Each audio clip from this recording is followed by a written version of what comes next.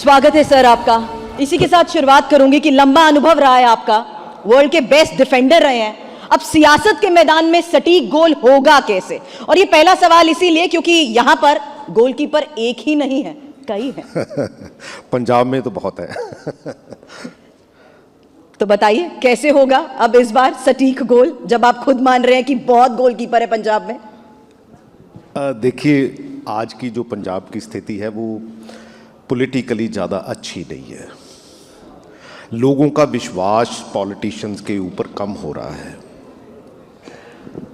क्योंकि परफॉर्मेंस भी है और सोसाइटी में कहीं ना कहीं इसका जो मैसेज है वो अच्छा नहीं है अक्रॉस द पार्टी लाइन। पिछले दिनों में मेरा ख्याल इतनी, क्योंकि किसी के साथ ऐसा लगाव नहीं है जिससे वो सोच के साथ जोड़ा जा सके। जितने पॉलिटिशियंस हैं अक्रॉस द पार्टी लाइन, वो कहीं किसी को टिकट नहीं मिलता तो दूसरी पार्टी में भागते हैं। लेकिन ये नहीं है कि देश की बात है, हमारे पंजाब की बात है, हमारे समाज की बात है। तो ऐसी सिचुएशन में मैं समझता हूँ कि देश को आगे बढ़ाना, पंजाब को आगे बढ़ाना काफ़ी मुश्किल काम है। सर, क्या यही असंतोष और यही सबसे बड़ी वजह है कि पंजाब में कांग्रेस के बीच अंदरूनी कलह सबसे ज़्यादा बड़ी है? और क्या ये एक चैलेंज नहीं बन गया कि इस परसेप्शन को कैसे बदलेंगे? नहीं, ऐसी कोई बात नहीं है। मैं इसको इंटरनल डेमोक्रेसी मानता हूं क्योंकि बहुत सी नहीं, ऑलमोस्ट सारी पार्टियों में इंटरनल डेमोक्रेसी ऑलमोस्ट ख़त्म हो गई है। अगर बीजेपी की बात कर लें, मेरा ख्याल है मोदी साहब के बिना और अमित शाह के बिना शायद किसी की कोई बात सुनता हो। अगर आम आदमी पार्टी की बात कर लें, यही सिचुएशन केजरीवाल और भगवंत मान की है। अगर आप अकाली दल की बात करने, मैं अकाली दल में रहा हूँ, एमएलए था उनमें, लेकिन बादल परिवार के बिना और कोई ऐसी बात नहीं है। लेकिन कम से वो ठीक है, बट नंबर्स अलग पिक्चर प्रूव करते हैं, नंबर ग्राउंड्स पर प्रूव करते हैं कि किस बलबूते वो सत्ता में है। मैं तो वही कह रहा हूँ, पहली बात तो जो इंटरनल डेमोक्रेसी है उसको तो खड़ा करना पड़ेगा ना। कोई डेमी गॉड नहीं होता। हमारे सिस्टम की प्रॉब्लम क्या आ गई, एक लीडर बना लेते हैं, उसके इर्द गिर्द कुछ ऐसे लोग इकट्ठे हो जाते हैं, मैं उनको चमचे बोलता हूँ, वो उसको ये जचाने लग जाते हैं कि आप जैसा ना पैदा हुआ ना पैदा होगा। लेकिन एक इंसान कुछ नहीं कर सकता, पंजाब में भी कुछ नहीं कर सकता, किसी छोटी से छोटी ऑर्गेनाइजेशन में भी कुछ नहीं कर सकता। उसके लिए हमें टीम की ज़रूरत है। आप ये चैनल चलाते हैं, मेरा ख्याल है इसमें जितने लोग हैं उसकी ज़रूरत है।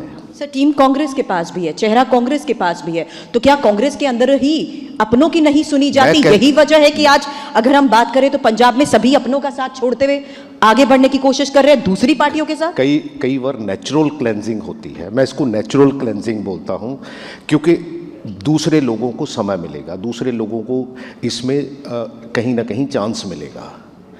कोई प्रॉब्लम नहीं है। आज की तारीख में अगर मैं कहूँ कोई लीडर अपने साथ 10,000 वोट लेके घूम रहा है, नहीं घूम रहा। कई बार तो हमारे पंजाब में ऐसा भी होता है कि अगर एक परिवार में 4 मेंबर हैं, वो कई बार एक एक वोट चारों को डाल देते हैं। ऐसी सिचुएशन नहीं है। लोग लॉजिक की बात करना ही बंद कर गए। पिछले 2 साल में भी आप इंडिविजुअल जो किसी के ऊपर तंज कस रहे हो, उससे पंजाब को क्या फायदा होने वाला? मेरे को ये कोई बता दे। पिछली जो लड़ाई है, मेरा ख्याल है सवाए इंडिविजुअल को, भगवंत मान जी, विक्रम मजीठिया जी, हमारे कभी कभी प्रताप बाजवा जी, मतलब जितने लोग हैं एक दूसरे के ऊपर तंज कसने के बिना मेरा ख्याल इनको कोई काम नहीं है। और मीडिया का रोल भी बहुत बड़ा है, और मीडिया इसको ऐसे चलाता है जैसे कि पता नहीं हम कौन सी ऐसा किला जीत कर आए हैं। यार पंजाब की बात कर लो ना। ये कह रहे हैं जो बाजवा जी बयान दे रहे हैं वो भी ठीक नहीं है और उससे भी पार्टी को नुकसान होता है। मैं इसलिए कह रहा हूं कि अक्रॉस द पार्टी लाइन, मैं इसलिए एक नाम लिया क्योंकि एक दूसरे के ऊपर तंज कसना, उसमें पंजाब का कोई फायदा नहीं हो रहा है। हम 3 करोड़ लोगों के लिए हमने कहीं ना कहीं उनके लिए हमने कोई सेटअप करना है, उसको आगे बढ़ाना है। हम उसकी बात करें। हम एक बंदे को, वो कोई कहता है कोई शराबी है, कोई कहता है वो कुछ है, कोई कहता है वो कुछ है, इससे पंजाब का कोई अगर फ़ायदा हो जाए तो मेरा ख्याल उसके ऊपर बात कर लेनी चाहिए, नहीं तो सिस्टम की बात कर लेनी चाहिए। मैं तो सिस्टम की बात करने वाला इंसान हूं। मैंने कभी सिस्टम क्या इस पर्सपेक्टिव पर बात नहीं रखी गई कि चुनाव में इसका कितना बड़ा खामियाजा भुगतना पड़ेगा? कैसे कैसे आप जिस पर्सपेक्टिव से आज की राजनीति की बात कर रहे हैं, क्या उसी पर्सपेक्टिव को खुद पार्टी के अंदर नहीं रखा गया?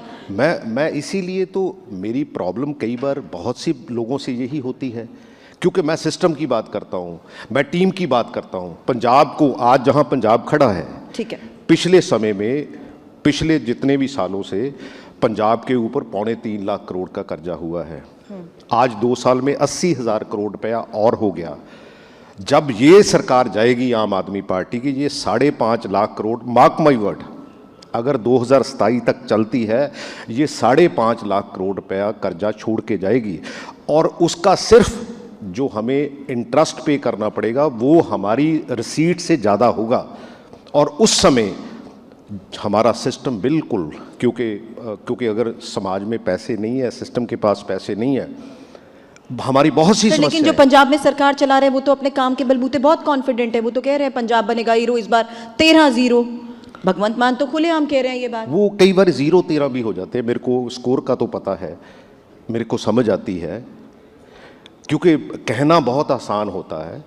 हाँ, पब्लिसिटी बहुत है। 4th पिलर का वहाँ मोदी जी ने गला दबाया हुआ, यहाँ भगवंत मान जी ने, केजरीवाल भी वही करते हैं। इनके बोर्ड्स देख लो, अगर पिछले 2 साल में किसी गांव में, किसी शहर में अगर ईंट भी लगी हो तो मेरा ख्याल है लोगों को जो वोट है वो आम आदमी पार्टी। सर, वो बुनियादी मुद्दों के आधार पर ही जनता के बीच जाकर शिक्षा की बात करते हैं, स्वास्थ्य की बात करते हैं, तमाम लोगों से जुड़े मुद्दों की बात करते हैं। सर, अभी पता चल जाएगा, ये ज़्यादा दूर टाइम नहीं है, ये तो थोड़े दिनों की बात है। ये 1 जून को पता चल जाएगा, 4 जून को तो रिजल्ट आ जाएगा, फिर मैं आपसे बात कर लूँगा। सर, लेकिन आपकी पार्टी के नेता कहाँ हैं जो जनता के बीच हो, जो जनता के बीच मुद्दों के आधार पर बात करें? देखो, हमें 2 साल पहले लोगों ने सत्ता से बाहर क्यों किया? हमने गलतियां की हैं। मैं ओपनली मानता हूं कि हाँ भी ये गलतियां हैं, लेकिन आज जो 2 साल से सत्ता में है, पहले मैं 1.5 साल बिल्कुल नहीं बोला, क्योंकि मैं समझता हूं कि किसी भी सरकार को सेटल होने में टाइम लगेगा। बहुत से लोगों को तो टीआरपी की बहुत होड़ लगी रहती है, मीडिया को भी बहुत लगी रहती है कि हाँ भाई ऐसी चीज़ें भी कई बार चला देते हैं जो समाज में ठीक नहीं है। लेकिन जो 25 महीने का हिसाब तो लोग मांगेंगे ना इस सरकार से, कि नहीं मांगेंगे? तो हाँ, क्योंकि हाँ ये हुआ है कि 100 करोड़ से ज़्यादा बजट मीडिया का नहीं होता, पब्लिसिटी का, सरकार का पंजाब में। मैंने आपकी और आपकी पार्टी के नेताओं की बात भी इसलिए की क्योंकि मैं अगला सवाल नवजोत सिंह सिद्धू को लेकर ही करने वाली हूं। आखिर वो कहां पर हैं और क्यों नहीं नवजोत सिंह सिद्धू के नेतृत्व वाले या उनके खेमे के लोग भी चुनावी मैदान में कहीं नजर नहीं आ रहे? खेमा कोई नहीं है, मैं तो टीम मानता हूं, मैं कभी खेमा नहीं मानता। ठीक है, मेरी प्रॉब्लम यही है कि मैं कहता हूं कि अगर जिस टीम में हूं, अगर उस टीम में आप कुछ कंट्रीब्यूट करो, that is the only contribution. अगर आप खेमे की बात करोगे तो वो कभी भी देश के हित में नहीं होगा, कभी भी समाज के हित में। सर, आप तो खिलाड़ी रहे हैं, आप तो टीम वर्क को बेहतर तरीके से समझते हैं, और टीम वर्क के साथ चुनावी मैदान में होते हुए फिर सिद्धू जी क्यों उनकी नाराजगी मनीष तिवारी के खिलाफ नजर आ जाती है, उनकी चन्नी से नहीं बनती? तो ये बातें तो साफ पार्टी के अंदर भी तो बड़ा मैसेज देती है ना। मैं कहता हूं कि इंटरनल डेमोक्रेसी ऑलमोस्ट सभी पार्टीज में खत्म हो चुकी है, सभी पार्टीज में, अक्रॉस द पार्टी लाइन। यहाँ बहुत से लोग बैठे हैं जो पॉलिटिकल सिस्टम को अच्छी तरह समझते हैं, लेकिन अनफॉर्चुनेटली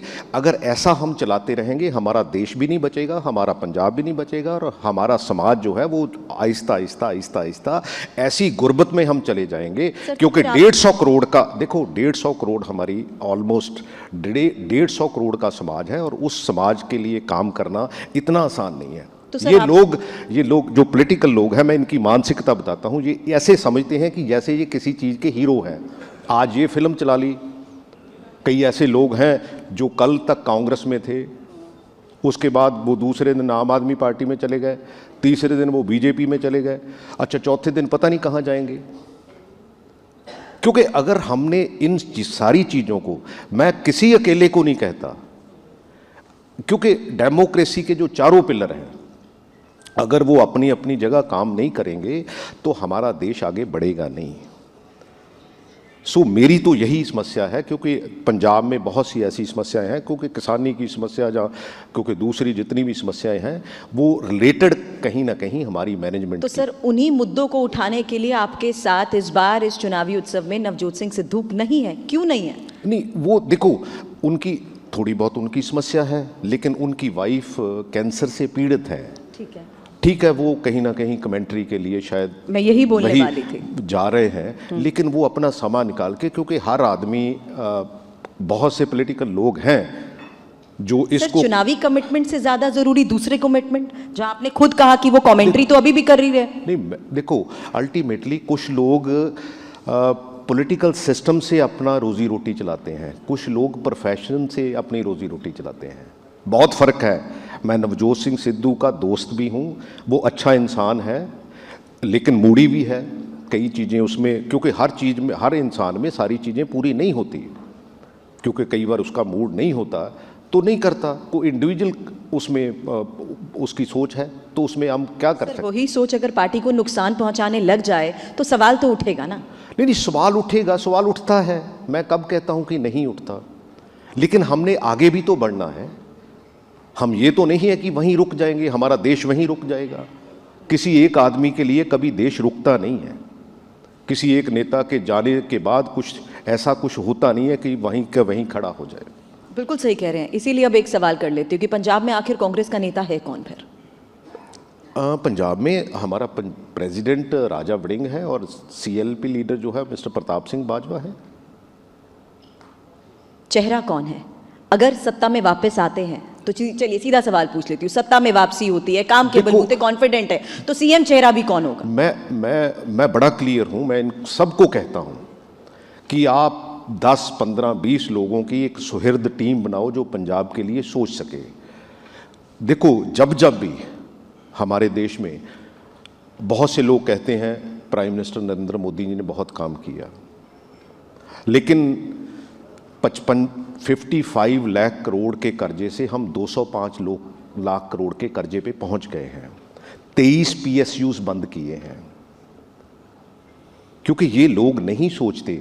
कितने लोग ऐसे हैं जो भाग गए।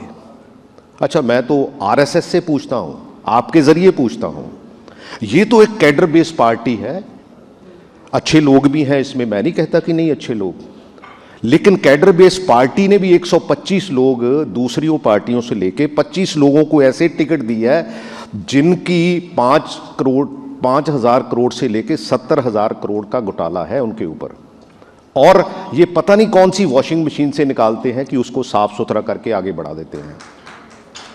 क्योंकि मैं कहता हूं कि कांग्रेस में है प्रॉब्लम, मैं कब कहता हूं कि नहीं प्रॉब्लम, बट अगर हम डेमोक्रेसी में अगर सारी पॉलिटिकल पार्टीज अगर साफ सुथरा काम नहीं करेंगी तो अल्टीमेटली हम आगे बढ़ते जाएंगे। इसी के खिलाफ, इसी मुद्दे के आधार पर अलायंस बनाने की बात हुई, तो क्या वजह है कि बॉर्डर बदलते ही रुख और साथ में सवाल उठने लग जाते हैं कि सहयोग भी बदल जाता है? देखो पंजाब में हमने नहीं होने दिया, क्योंकि पंजाब की हरियाणा पंजाब 3 बॉर्डर आगे बढ़ते रहे तो विचार भी बदल जाते हैं। देखो बाकी दूसरे स्टेट्स की बात है, उन लीडर्स की बात है, जहाँ तक मेरी बात है, जहाँ हमारी यहाँ पार्टी की बात है, हमने डट के विरोध किया है कि हमने आम आदमी के साथ अलायंस नहीं करना। क्यों नहीं करना? क्योंकि पहली बात तो लोगों का विश्वास उठ जाएगा पंजाब की डेमोक्रेसी से कि भाई ओपोजिशन और सरकार अगर मिल गई तो इशू कौन खड़े करेगा, इशू खड़े करने वाला कोई होगा। और दूसरी बात है कि अगर इनकी परफॉर्मेंस अच्छी होगी तो लोग इनको वोट करेंगे, अगर हमारी परफॉर्मेंस अच्छी होगी तो हमें वोट करेंगे। तो आपके यही विचार तो भारी पड़े ना, नहीं सुनी पार्टी ने आपकी, केंद्र दिल्ली में बैठी पार्टी, दिल्ली में बैठी लीडरशिप ने आपकी बात नहीं सुनी, इसीलिए तो यहां से लोग छोड़कर अब वापस अपनी पार्टी बदल रहे हैं, बीजेपी के पास भी जा रहे हैं। बल्कि ये आप ना रिजल्ट के बाद बात करना, जब आप 4 तारीख को रिजल्ट देखोगे ना उसके बाद बात करना कि क्या है। अदरवाइज आपको समझ तो है, लेकिन आप भी कहीं ना कहीं गोल करना चाहते हैं। मेरी कोशिश होती है। बिल्कुल नहीं, मैं यहाँ तो बल्कि आगे पटियाला, संगरूर, जालंधर उन सब का एग्जाम्पल देके बात करना चाहती थी, क्योंकि जिस तरीके से फैसले लिए गए हैं और जिस तरीके से पार्टियों ज्वाइन की गई हैं, वो सवाल तो खुद खड़े कर ही रहे हैं, और उसी असंतोष के तहत वो आगे बढ़े हैं। उन्होंने अपना फैसला लिया। देखो, मैं इसको इस नज़रिए से देखता हूं कि आज देश की लड़ाई है। हमारा देश जो है वो डिक्टेटरशिप की ओर बढ़ रहा है।